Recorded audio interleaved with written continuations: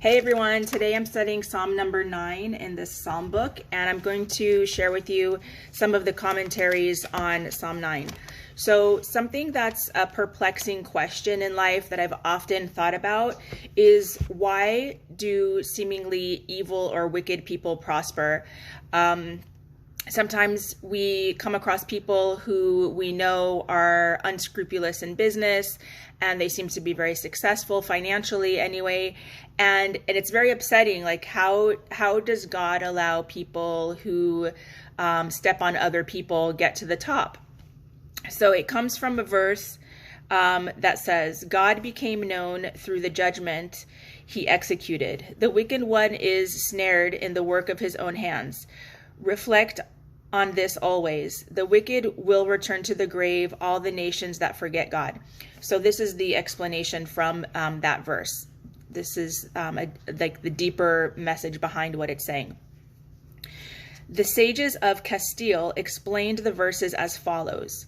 God judges the wicked immediately after they sin, but delays their actual punishment.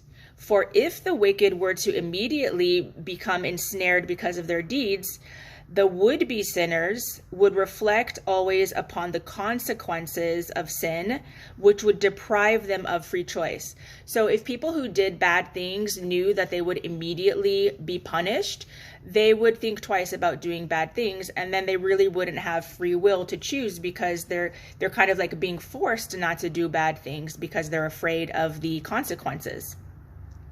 God therefore delays the punishment of the wicked until they return to the grave.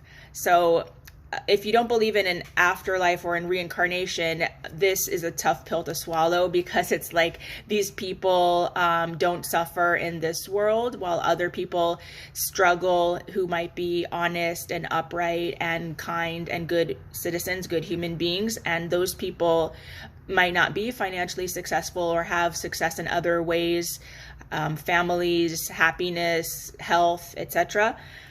So it can be very upsetting, because it seems like there's no justice, right?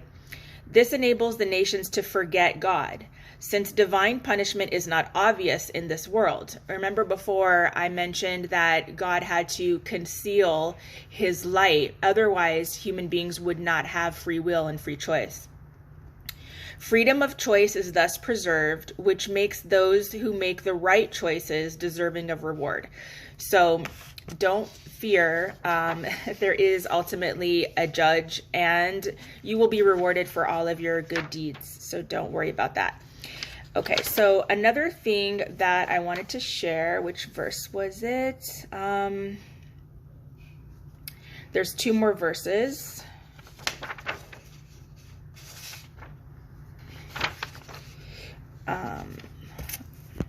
Okay, I found it.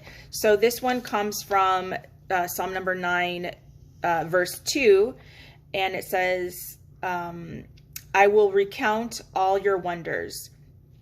So it says, those you performed in the past, those you perform in the present, and those you will perform in the future. So King David is being kind of prophetic in these Psalms, because the things that he's talking about may have already happened or may happen in the future. The Talmud states that prior to the Messianic age, we have two ways of blessing God. Upon hearing good news, we say, blessed are you who is good and does good. Baruch atah Hashem, hatov u'mitiv. Upon hearing bad news, we say, blessed are you, Baruch atah Hashem, dayan ha'emet, the true judge. But in the times of Mashiach, which is the Messianic age, we will only say, blessed are you who is good and does good. Meaning we will not have any bad news in the future. So this is in the Messianic era. Furthermore, in the future we will say, blessed are you who is good and does good, even for the bad news of the past.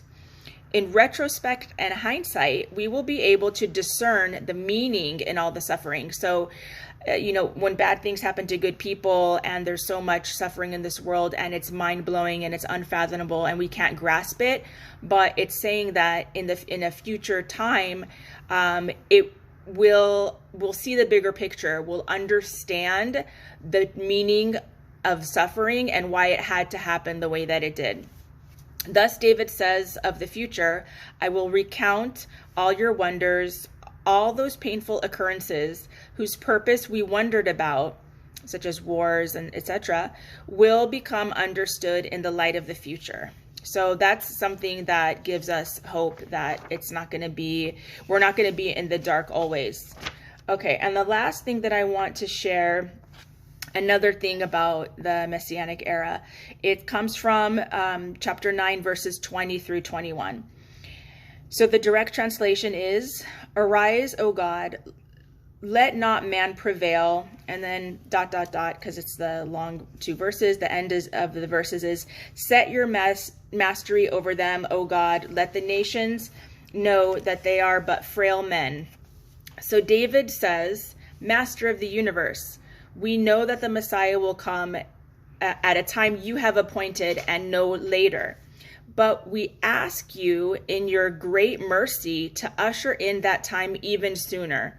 So we talked about before in another video about when we pray for healing, we have to accept that the person is sick, but we're asking God to change that reality and create a different one. So this is similar with regards to the time of peace, the Messianic era, when we will understand the meaning of suffering and we'll have no more suffering. So now it would seem improper to ask God to bring the redemption early, since an early redemption would be like reaping fruits before they have ripened. David, however, is not asking for a premature redemption, but that God create the conditions that would allow for the redemption to occur. He asks God to set his mastery over man, that he instill within us divine awareness, thus creating the condition for a timely redemption. So in the Hebrew calendar, we're in the year 5784, and there's a thought that the Messianic era, this time of peace and lack of disharmony and chaos in the world, will be on the Sabbath of creation. So it says in the Psalms that a day in God's life, as it were, is like 1,000 years for man. So we're on the cusp of the 6,000th year. And so the Messiah is supposed to allegedly come sometime around the year 6,000 in the Hebrew calendar, which is 216 years away from now. So not in my lifetime, certainly, but we are allowed to ask and pray for that to come sooner.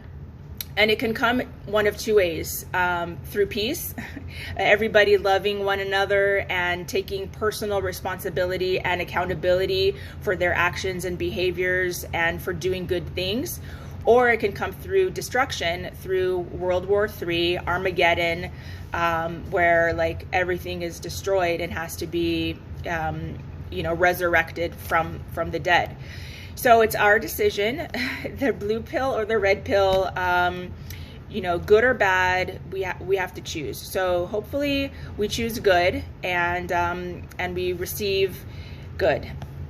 So let's see, the actionable for today would be, I guess to not be jealous or envious of people who have something that you don't, and to pray for something good, for whether it's healing or redemption or salvation for yourself or for someone else or for the world, to just be positive and optimistic and not to get down and fearful, because that's what the terrorists want. The terrorists want to terrorize us. They want us to be in fear, because when we are afraid, we are weak. So I bless everyone to be strong, not to be afraid, and to do their absolute best in everything they do. Have a great day.